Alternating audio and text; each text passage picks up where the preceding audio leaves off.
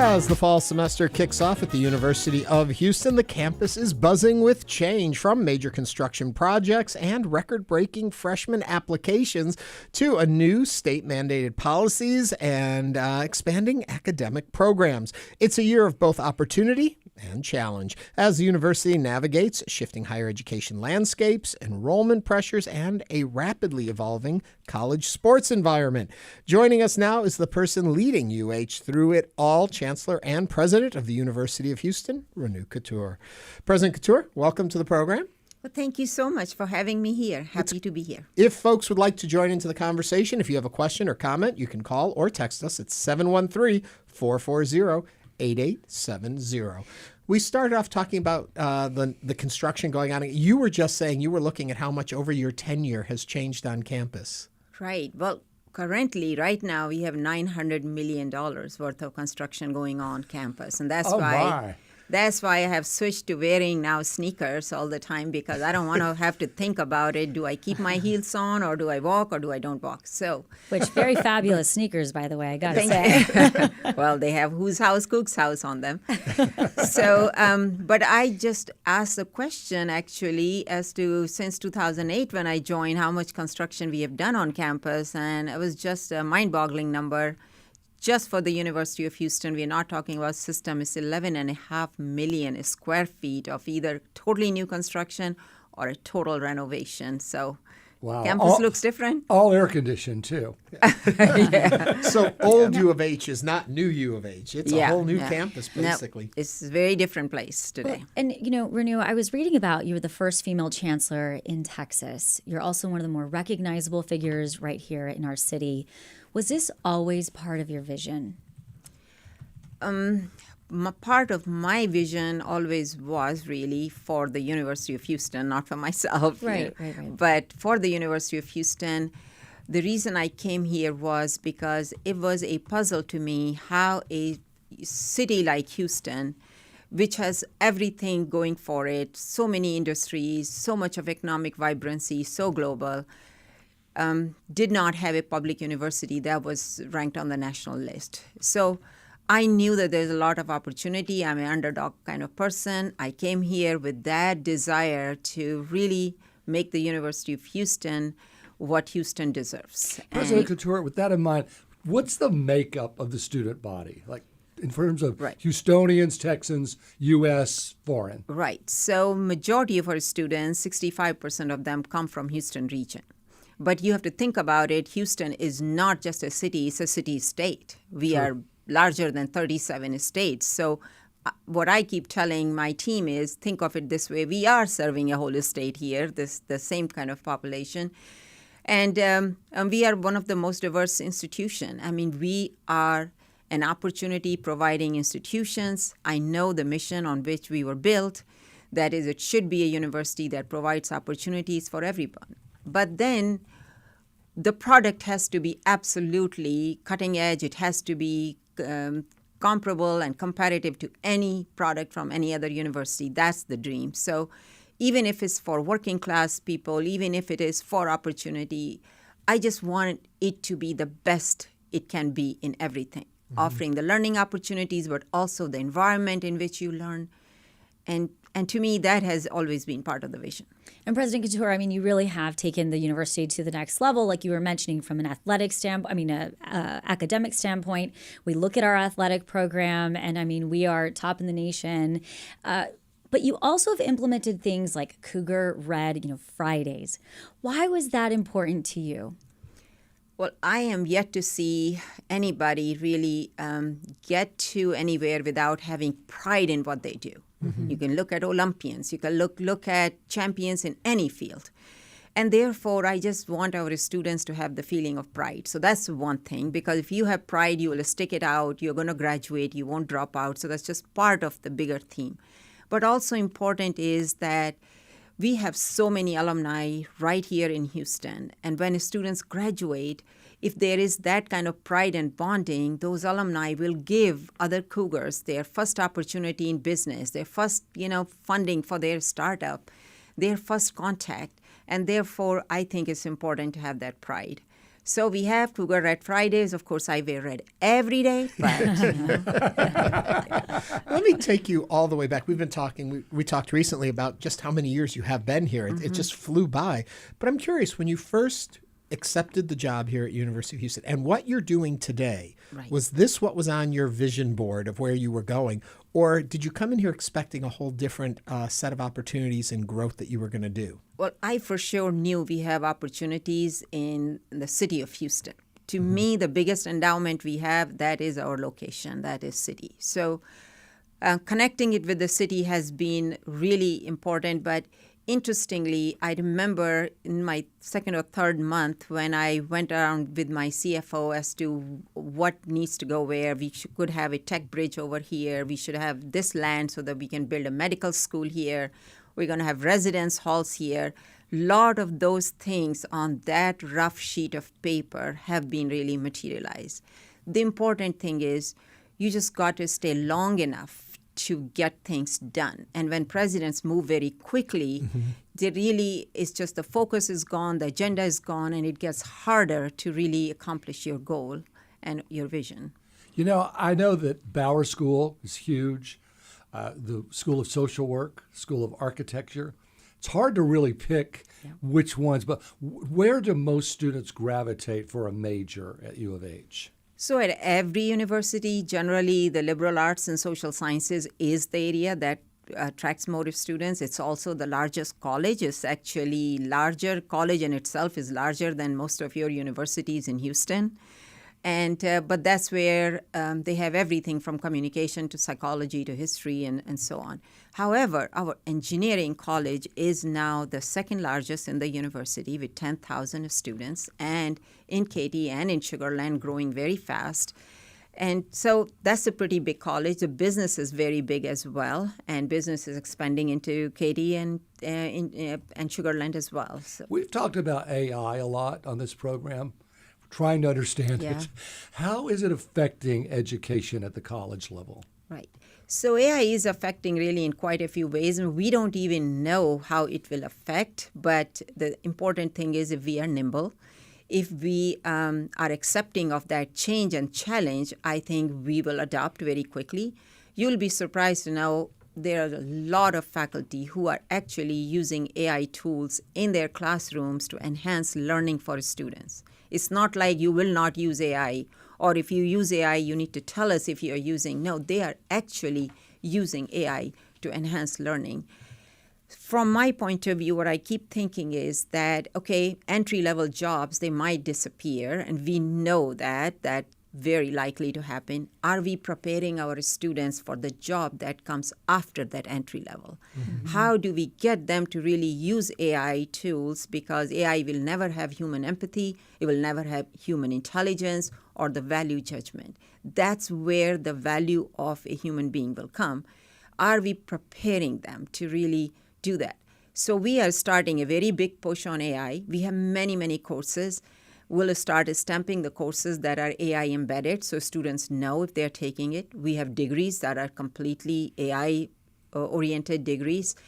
And there is the faculty who are actually doing research. So that's on the academic side. But on the business side, it's just we have ShastaBot, but now we're going to have virtual assistant. We got to be able to help students and meet them where they are, using the format that they are used to meeting. They don't want to wait to see an advisor 3 days from now. They want to be able to write at 2 a.m. and get the answer or at least the basic help. So we are not very good at that yet, but it's a huge push for the university to just get the AI into any area that interacts with students so that they can get some help, and then, of course, connect them to human people as well right after that. So is this on track with what other universities are doing, or is this kind of leading the way in this way of looking at how to use these tools? Well, I like to feel that we are at the cutting edge or the leading edge. One thing I know for sure, we can move things very fast. I mean, an organization like that, if you look at the transformation that has taken place, it is a proof that we are very nimble, that we can move very fast. So I like to feel being in Houston, being nimble, that we are really moving very fast. But I'll tell you, there are several institutions nationwide that are incorporating AI today, and we are learning from them. They're learning from us, and it's all one big community because we know that in 2 years our business will change dramatically. So how do you plan for that?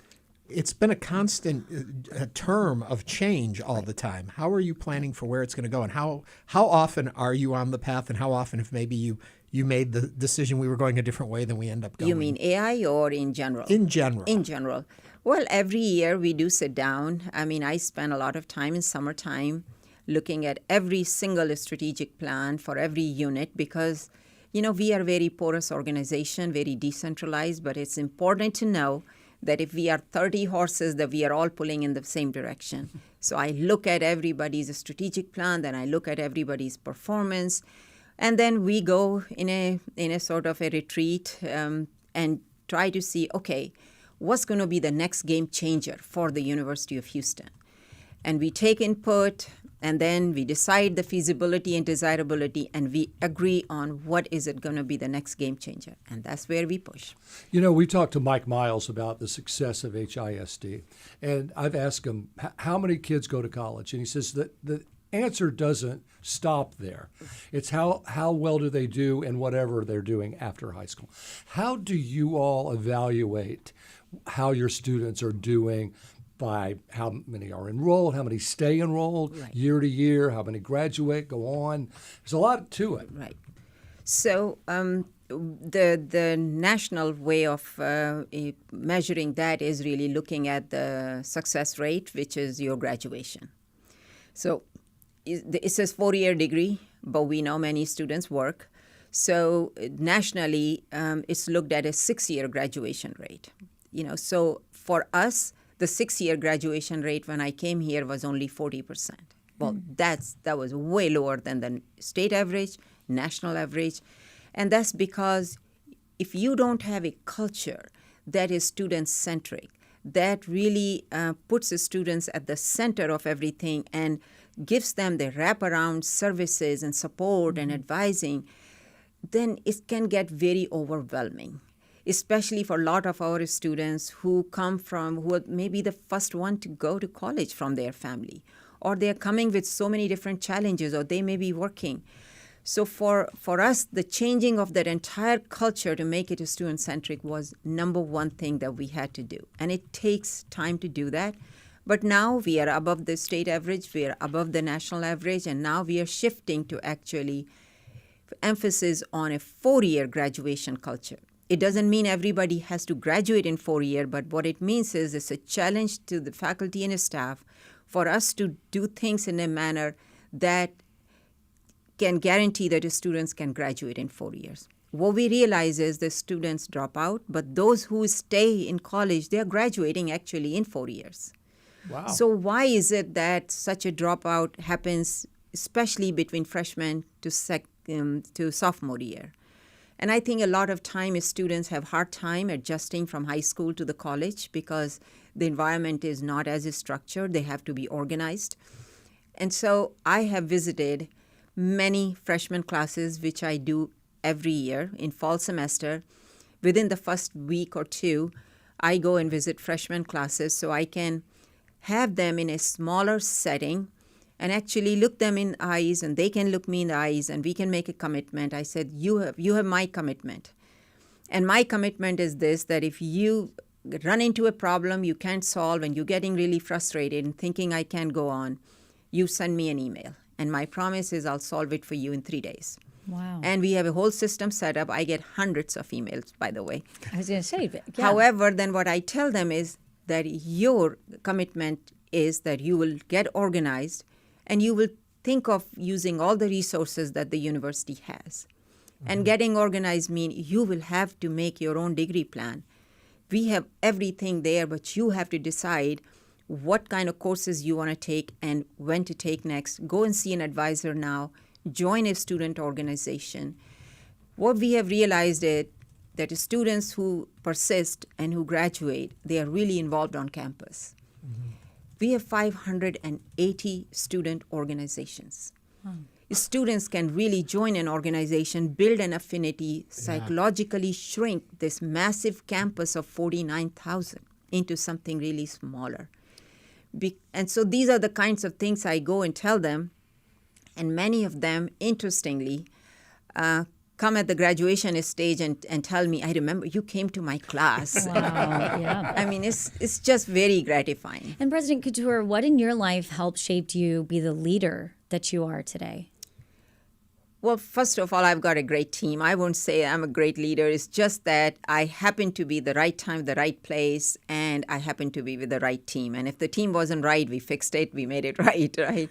But, I of course grew up in India and in the family where education wasn't considered to be important. But I wanted that. That was my dream. And I'd finished my bachelor's when I was 17 years old.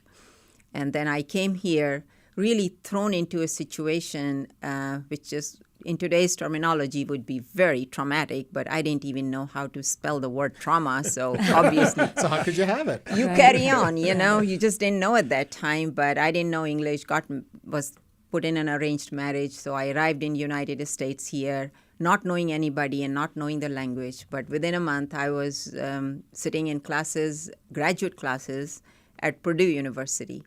And then that's a whole another story. But the end result is this, that 18 months later, I had my master's from Purdue University. Wow. So I just don't maybe see the challenges, or maybe I see opportunities more than I see the challenges. Or maybe I'm just naively fearless. I don't know. Do you think that those moments that you're talking about are some of the reasons that help you connect so well with some of these students here on this campus, that you truly can look at them and say, I've been there? Yes. Oh, absolutely. I mean, I had different kind of adversity, but I understand how it feels to be in adversity. But I also know that you can get out of it. Mm-hmm. I also know there are equal number of helping hands. They are mentors. I remember my time being a graduate student, not having enough money, going and, just having a taco and saying, oh, I'm so full type things. I remember that. I remember going and saying that I can't continue because I don't have money to pay for my tuition. And then my husband took second job just so that he could pay for it. I know all of those things. But the thing is, I see potential in every single student because somebody saw that in me. If they hadn't seen it, I had so much of help along the way. If I hadn't had that, I wouldn't be sitting here and talking to you today. And that's what I keep telling students, that you have way more resources and opportunities. Just don't give up. Think of who you are inside. Use your own inner strength, the point of gravity inside of you, and build from there. What, in today's environment, what, if anything, can the university do to help students from other countries like you came from come to the United States to learn and stay in the United States to really prosper? Right. You have asked a question which is way above my pay grade. All of ours, I'm sure. Because this depends on the visa, issues predominantly, because otherwise we enroll so many international students. They want to be here. They want to seek opportunities here, and many, many go back also. However, I know that right now they are very anxious. Right now they're just feeling that they have uncertainty that they don't know how to deal with. And I feel for them, but, we got to follow the laws, and that's what we continue to follow. I just hope things will sort out. And we know that we are going to need talent. Either we're going to grow our own, and then we got to do something to grow our own because we don't see that many domestic students going in engineering or sciences.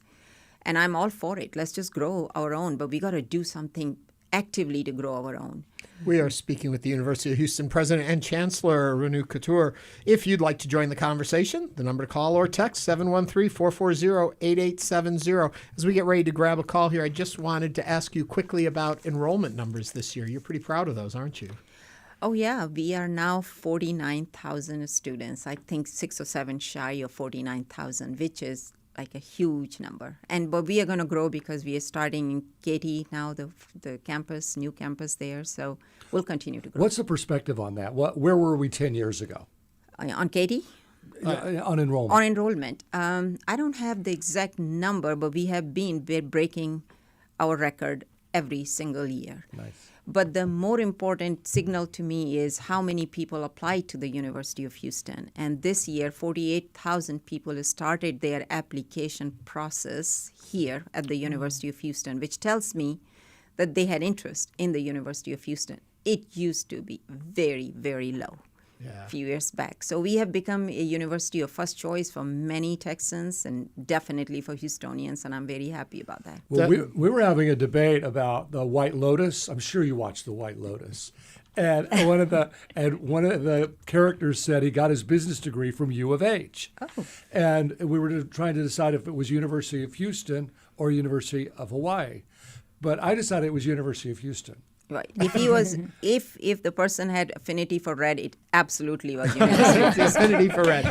We are inviting your calls at 713-440-8870. Devin is on the line. Devin, what's on your mind? I believe we don't have Devin on Devin, the we line. lost Devin? Oh, I'm sorry about that. Take me a little on a side tour here into athletics. When did you decide our commitment was we needed to grow our athletic programs and see champions? Well, you can listen to my, watch my investiture speech, and there I said athletics was going to be a priority, and it has always remained one. I was actually president of Faculty Senate at my former institution, USF, when the football program was started there. So I knew how important it was, even though there was a lot of opposition for it from the faculty. But I just think athletics can bring a lot of eyeballs. I mean, look at this. Our championship game was watched by 18.1 some million people live.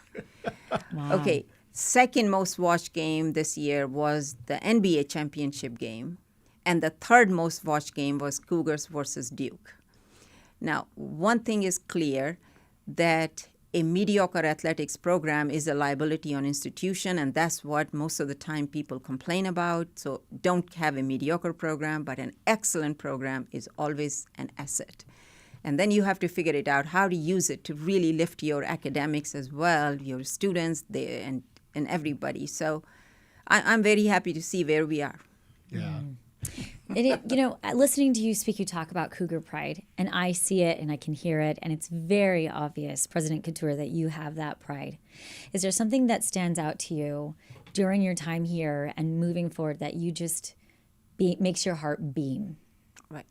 Every time I see an alum of the University of Houston standing tall and with pride and say, I graduated from the University of Houston, I just feel like just everything pays off for me. And the reason is because I know when I came here, people will say I graduated from University of mumble jumble, after that.